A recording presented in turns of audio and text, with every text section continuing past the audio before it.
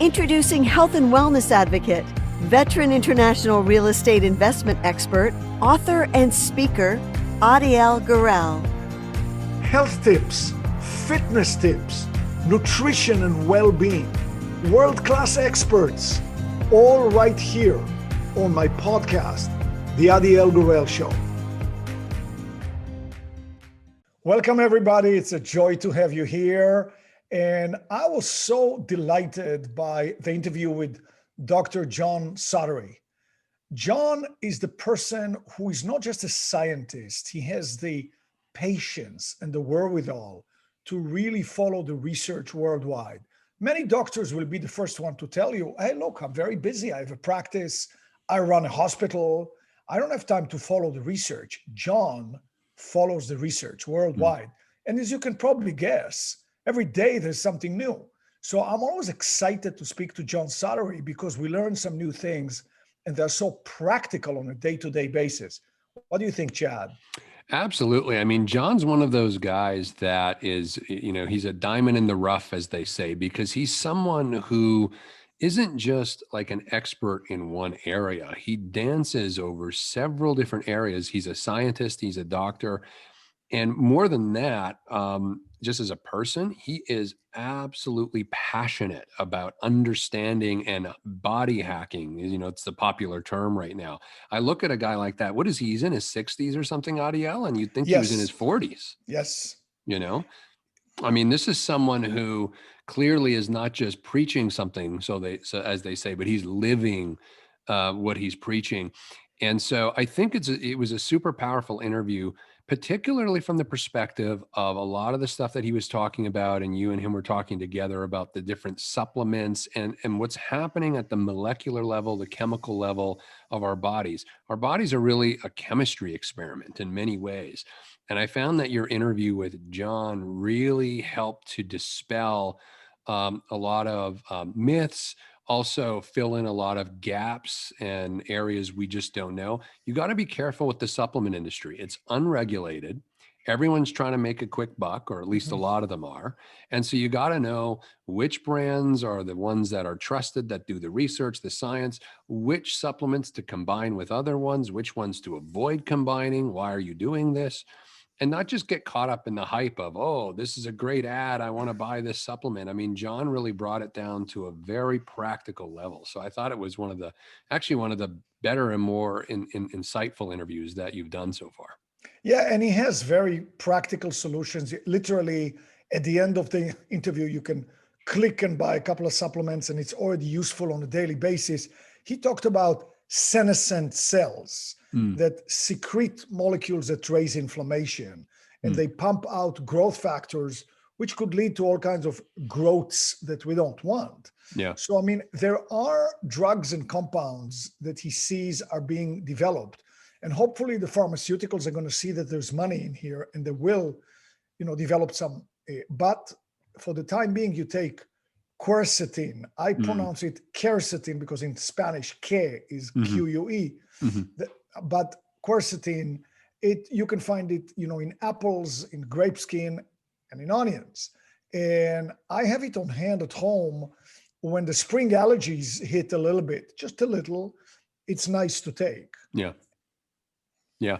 I mean, one of the things I was very happy to hear is when he said it was found in apples, onions, and grape skins. I mean, I eat a lot of those. I mean, apples in my oatmeal every day, onions, big onion fan. I know people in my family who hate onions.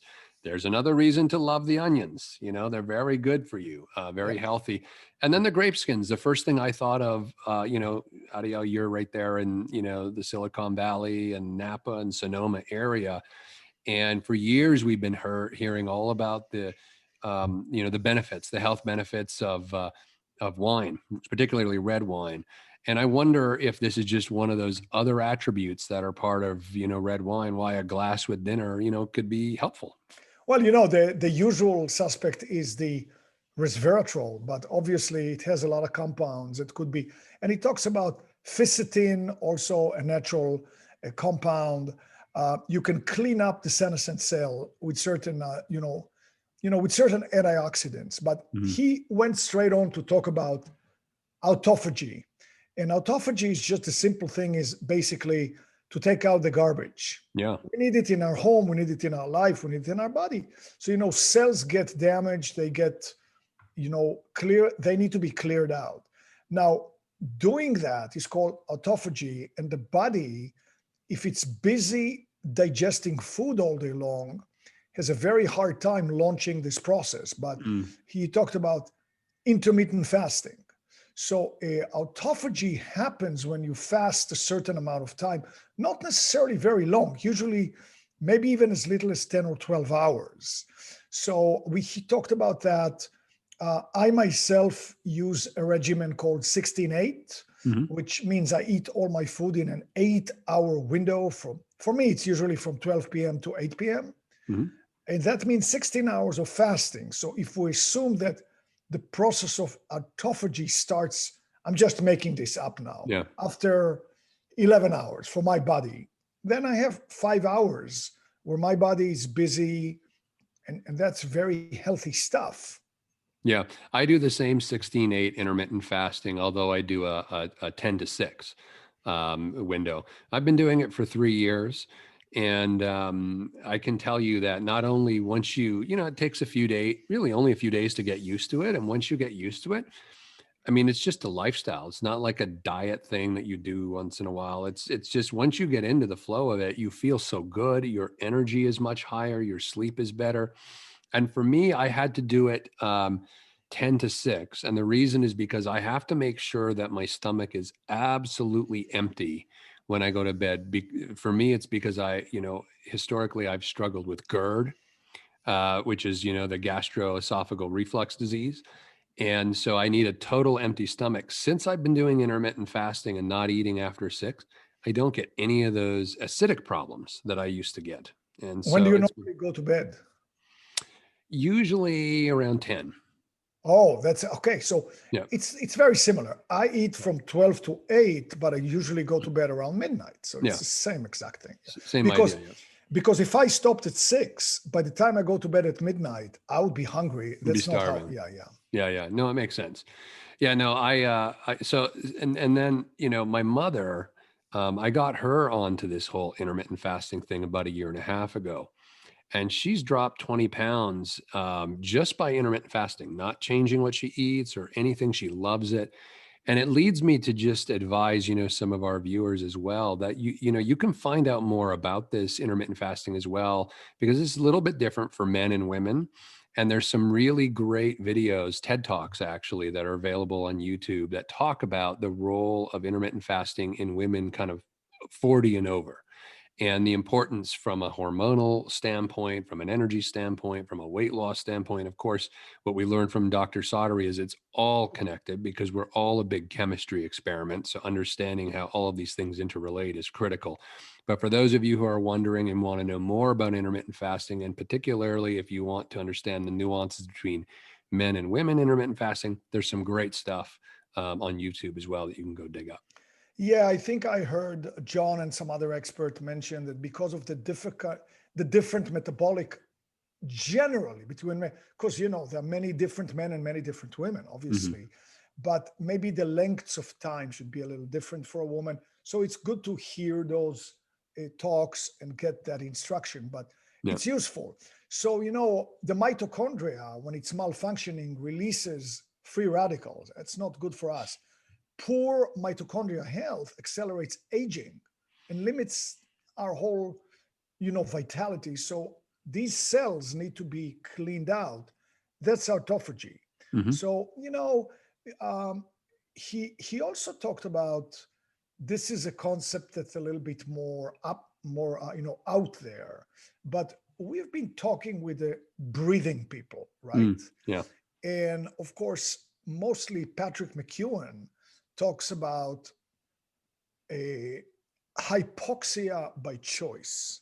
So basically, you can look at it as intermittent breathing. Basically, it's another small stressor on our system, and apparently, it has a lot of benefits for people with asthma, for people with other conditions. So that's interesting that he talks about both of those things. Yeah. Yeah. I mean, who knew? Because it seems a little bit antithetical to us that we need to stress our body. But there is a healthy amount of stress. Everyone needs to remember when you go exercise, that's a stress on your body. I know when I go for a run, the next day, my heart rate variability is in the tank compared to what it was the day before. That's because my body is probably releasing all of these toxins and it's floating around. And so, my heart rate is a reflection of the stress from exercise. But no one says don't exercise. It's incredibly beneficial and powerful for you. And it's the same thing here with the hypoxia. There are certain types of stress that actually force the body to behave and perform more efficiently and more effectively. And then there's the negative kind of stress, which all of us tend to have too much, because of anxiety and the stress of our society and overworking and that kind of stuff. So it's really about, learning what is the beneficial stress, the not so beneficial stress, maximizing the beneficial stress. And hypoxia, what an interesting idea. So we can intermittent fast and we can intermittent breathe. Of course, it's very gentle, and but Patrick McEwen explained it in a very good way in his interview. But obviously, hormetic stress can be. We will interview one of the Wim Hof, Iceman people, obviously.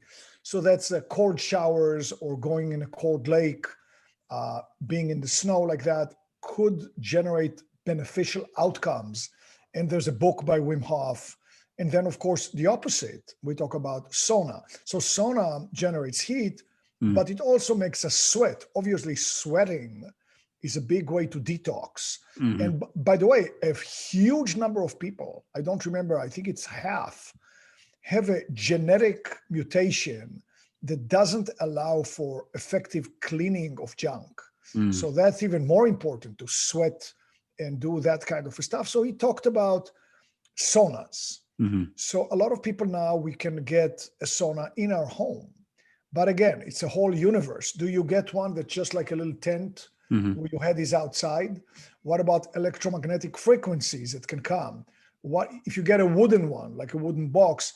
Does the wood let out fumes, stuff like that? Gassing, yeah. Yeah, exactly. So, is it near infrared? Is it far infrared? So he said far penetrates deep, and near helps release nitric oxide. So we've been talking a lot about the benefits of nitric oxide, which we can get through breathing through our nose, humming, sound therapy, many other things, from foods like beets and stuff like this. So he talks about the sauna. I'm seriously trying to finish my research as to the sauna that I want to get for my home.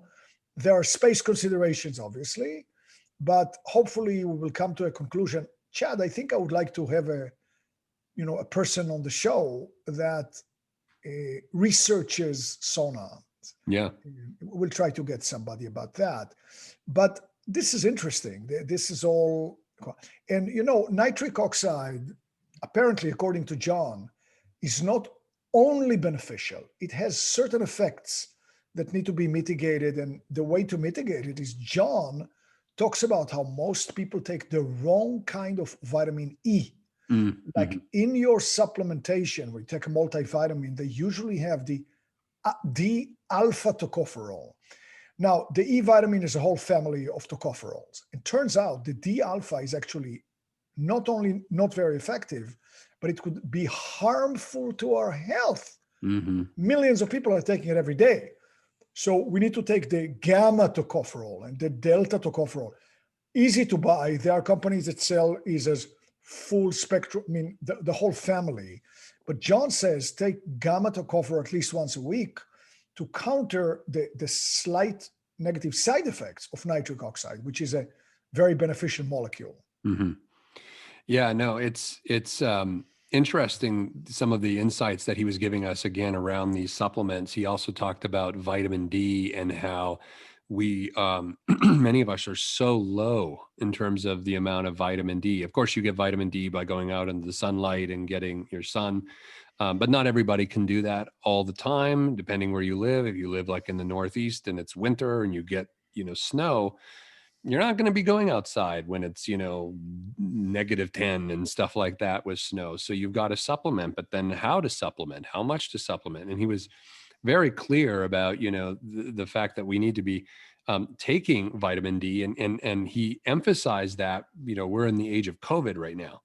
And so he went on talking about how all of this new research that had been coming out about COVID patients, those with vitamin D, healthy levels, and those with deficiencies, and those with healthy levels of vitamin D, in the study, they were found that, what did he say? He said there was a study, 50% of the people with the best therapy still ended up in the ICU.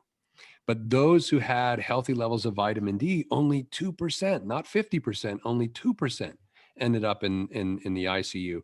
And just to emphasize the importance of vitamin D on our immune system and how vitamin D deficient we are as a society.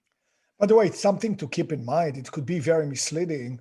I'm here in California and it's a beautiful sunny day today, but at the latitude that I live, which is north of San Francisco, California, there are only a few months of the year, probably between the end of April to maybe the middle of September, where you can actually generate vitamin D by walking in the sun without a shirt. So, people would go out. Here it can get very sunny even in February. I know it's weird, but it does.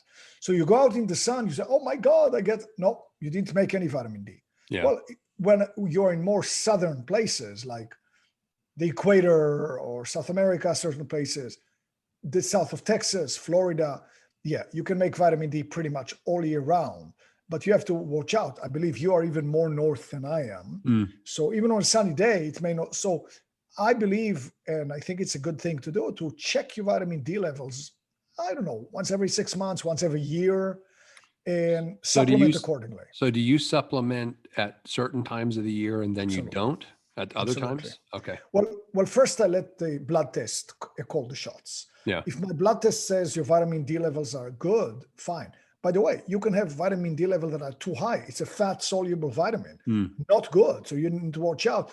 So the blood test drives it. But in the winter months, if I'm not at the level that I want to be, I supplement with vitamin D. Yeah. Yeah. No, I know I supplement all the time with it as well. I've been paying a lot more attention to as well, like, do I need to do it all year, or can I have periods of the year where I don't and stuff? Also because, historically, at least not during the COVID period that we've been in, but historically I travel so much to southern areas, even in Mexico and stuff like that. So I don't need to supplement when I'm down in those areas, but people just need to be aware of it. I mean, I think for our listeners and our viewers, the first step is to get a blood test, go to your doctor and find out, are you vitamin D deficient? But statistically, more than half the population is vitamin D deficient. Yeah, and age and skin color also call the shots. The darker your skin, the more melanin you have, the more time in the sun you need. Yeah. And with age, apparently, your ability to generate vitamins D gets a little bit diminished. So we have to watch out for all. But these are good tips. Vitamin D is very cheap.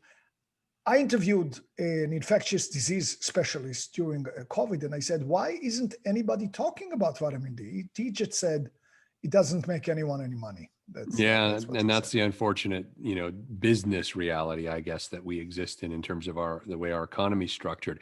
Something else, though, that Dr. Sottery said, which on the same vitamin D topic, and it just shows how much of a chemistry experiment our body is. He talked about how we are also, more than half of Americans are magnesium deficient. Yes. And you need magnesium to activate vitamin D. So if you're magnesium deficient and you're supplementing or spending a bunch of time in the sun, isn't going to matter. I mean, that was fascinating. Magnesium, I'm very fortunate that my amazing nutritionist, who is also a John Sottery type, following the research all the time, she introduced me to this 35 years ago. And magnesium is involved in 300 processes in our body. It's absolutely vital. It's critical. You find it a lot in dark chocolate, not too much suffering there. But magnesium, most people are deficient, or at least half the people are deficient. Sottery said it works with vitamin D. So, I mean, that's one other very cheap, easy thing to do and supplement. Yeah. Now, do you supplement magnesium too, or do you just eat dark chocolate? I do. My nutritionist looks at my blood test once a year. Okay. And since I've known her for 35 years, I know she's always 6 steps ahead of everybody else because she follows the research all the time. Think about it again, a busy doctor who runs a clinic, where do they have the time to follow all the research? And that's what she does.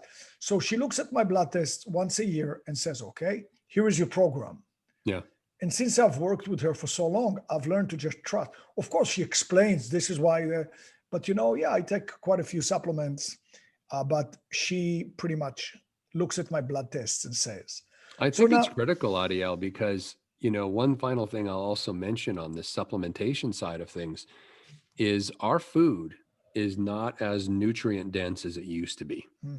Because of our farming practices, because of, having to produce multiple crops, because of the damage we did way back when using, DDT or any of these chemicals. A lot of the soil is not as nutrient dense, et cetera. There's many reasons.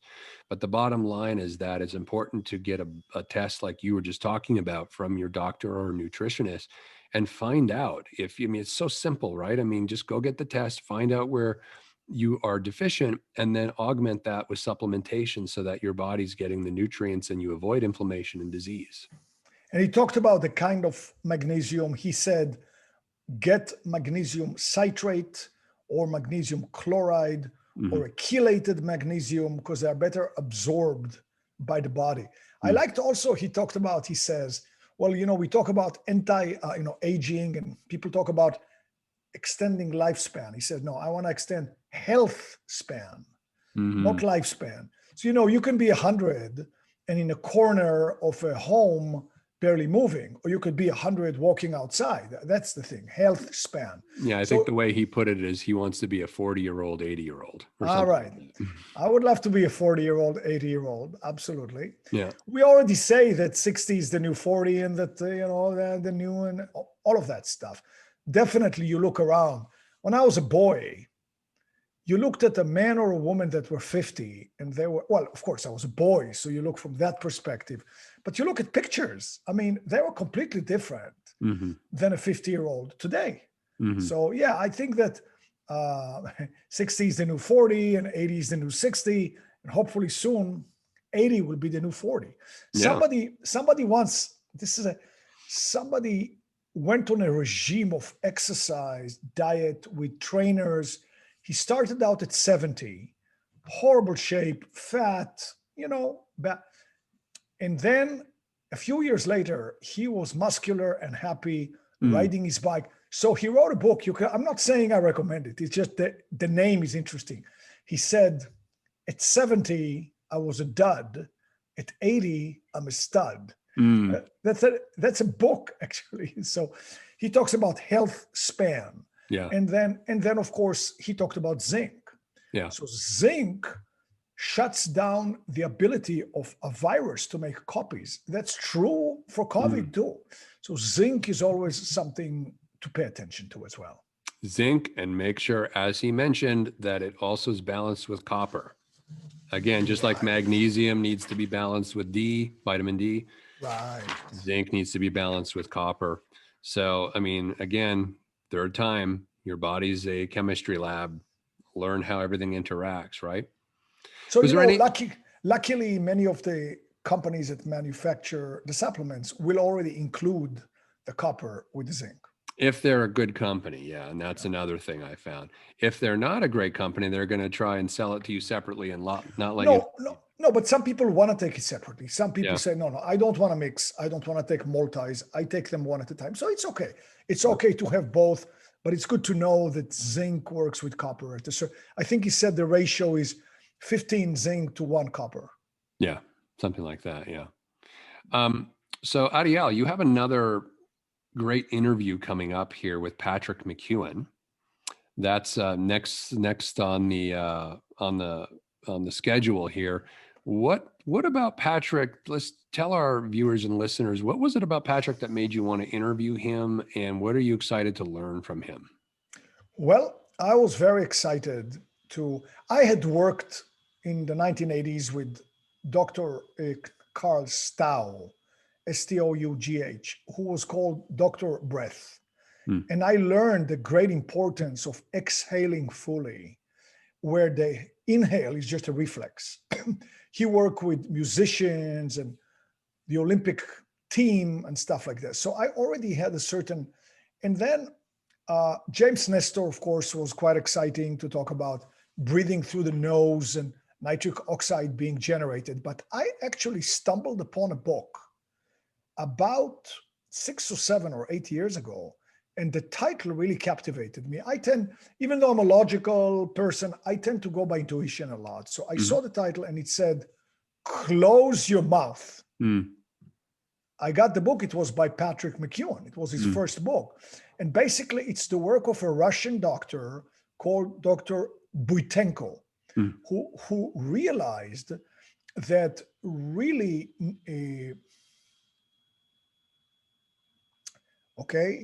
there's oxygen, and then you exhale and you get what? Carbon. Anyway, for some reason. So the exhale, as I said, is important. And it's the carbon monoxide, really. No. Carbon dioxide. Carbon dioxide. I'm sorry, guys. I had a little brain segue here. So carbon dioxide is really the impetus to take a breath. We don't take a breath because we are short of oxygen. You can measure, your oxygen level. See, they're very high, but you need air because your level of carbon dioxide, not monoxide, my God, sorry, is high. So Dr. Buitenko discovered that health is related to your ability to tolerate carbon dioxide, and holding the breath became an important thing just for a little bit. And Patrick McKeown took Buitenko's work and made it accessible to the public, wrote a book that is absolutely fascinating. And that's the basis of that interview we'll have with him. And they can teach us so many things. For example, now when I hike up the mountain, I will slow down my pace, but I will hike the entire hike breathing only through my nose. Yeah. And, at night, studies at Stanford has shown very clearly you sleep a lot better, you snore less, no sleep apnea or much less of that if you simply breathe through your nose, to the point that you could even tape your mouth. I was going to ask if you do it if you tape when you're hiking. Well, I don't tape when I'm hiking, but I do tape when I sleep. And Nestor does it, McKeown does it. Since I read the book, Close Your Mouth, I bought those little strips. And, at first you feel, I'm uncomfortable, but then you get used to it quickly. Turns out to the people who say, but my nose is blocked all the time, I can't breathe through turns out judicious breath holding, per his book, he gives you actually will open the blocked nose. And Nestor said it's a use it or lose it type of a thing. Breathing through the nose is important. There are some doctors who say, a calorie is a calorie, air is air. Who cares where it comes in from? Nope, big difference. So that's a fascinating interview. Yeah, no, I think it's going to be great because you've already interviewed James Nestor. And so now we're going to get a little more of a deep dive into the role and the importance and the power of oxygen and breathing correctly and what that can do for our overall health. And it kind of ties in, just to kind of wrap things up as well, with Dr. Sottery. I mean, he even mentioned in the interview you had with him about the importance of buying a pulse oximeter to, measure your oxygen saturation. So even, Dr. Sottery is not just alluding, he is saying that, oxygen is this critical piece to the overall health and wellness puzzle. And you need to be monitoring your oxygen. And if you have low oxygen levels, by the way, at different, I've since learned this, but at different altitudes, you will have a different oxygen percentage that's considered normal and healthy. So someone in Denver, like a 93, is considered healthy at the altitude that they're at. But at your altitude, you're going to want to be north of 96 because you're at sea level. Exactly. That's why, athletes, long distance athletes, like to train at high, altitude. And you can simulate it at low altitude. You can actually do some exercises, which Patrick McKeown talks about in his book, that simulate high altitude training. Right. Yeah, exactly. Well, anything you want to kind of wrap up with, Adiel, as we close this episode in advance, Patrick? Well, I think I'm very fortunate to have had the chance to interview Dr. Sottery. We will certainly bring him back in the future because the research keeps moving. We learn practical, simple things that we can do right away. I hope it was useful to you. Looking forward to the next interview. Thank you so much for being with us. And thank you, Chad. No, thanks, Adiel. Thanks, everybody. We'll see you next time. Join Adiel on our next podcast for his interview with Patrick McEwen. Thanks, everyone. For more helpful videos like this, join my free community at adielgorel.com or click the link below.